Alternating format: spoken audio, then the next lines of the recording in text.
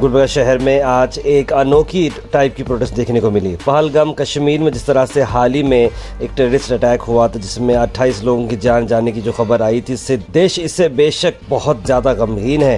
लेकिन आपको बता दें कि गुलबर्गा शहर में बजरंग दल के कुछ एक्टिविस्ट ने पाकिस्तान के फ्लैग्स को रोड पर लगाया और उस अपने गुस्से का उन्होंने इजहार किया।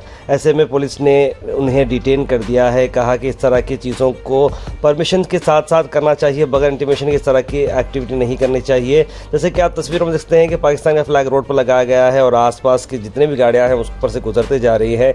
इस मौके पे डॉक्टर शन्नप्पा SD ने मीडिया से बात करते हुए सारे इंसिडेंट के बारे में बताया।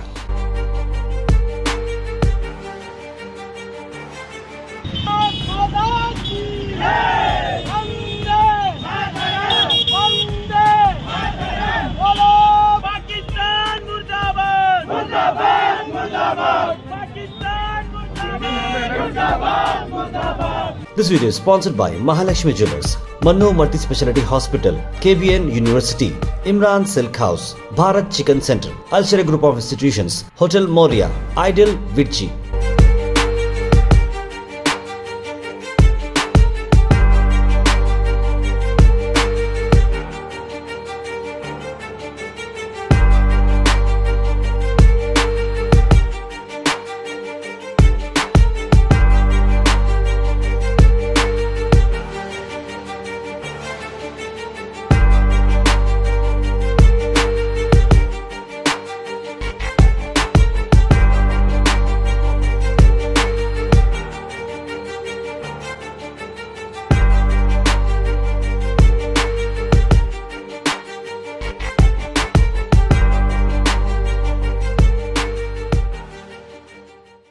ಜಮ್ಮು ಕಾಶ್ಮೀರಿನ ಪಹಲ್ಗಾಮಲ್ಲಿ ನಡೆದ ಒಂದು ಘಟನೆ ಹಿನ್ನೆಲೆಯಲ್ಲಿ ವಿವಿಧ ಸಂಘಟನೆಗಳು ನಾನಾ ರೀತಿಯ ಒಂದು ಪ್ರೊಟೆಸ್ಟನ್ನು ಮಾಡ್ತಾ ಇದ್ದಾರೆ.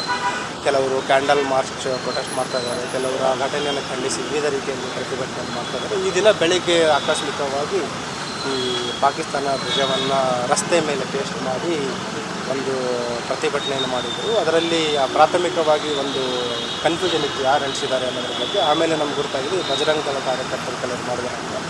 ಅವರನ್ನು ಈಗ ವಶಕ್ಕೆ ಪಡೆದು ವಿಚಾರಣೆ ಮಾಡ್ತಾ ಇದ್ದೀವಿ. ದೇ ಹ್ಯಾವ್ ಡನ್ ಏನು ಒಂದು ಘಟನೆ ಇದೆ ಅದಕ್ಕೆ ಒಂದು ಪ್ರತಿಭಟನೆಯಾಗಿ ಪಾಕಿಸ್ತಾನ ವಿರುದ್ಧ ಪ್ರತಿಭಟನೆಯನ್ನು ಮಾಡಿರೋದು ತಿಳಿದಿದೆ.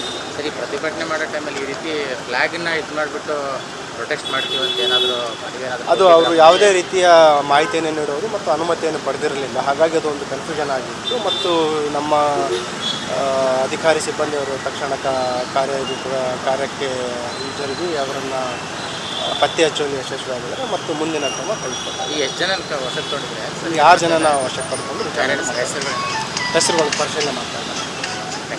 This video is sponsored by Mahalakshmi Jewellers, Manno Multi-Speciality Hospital, KBN University, Imran Silk House, Bharat Chicken Center, Al Sharia Group of Institutions, Hotel Moria, Ideal Vidchi.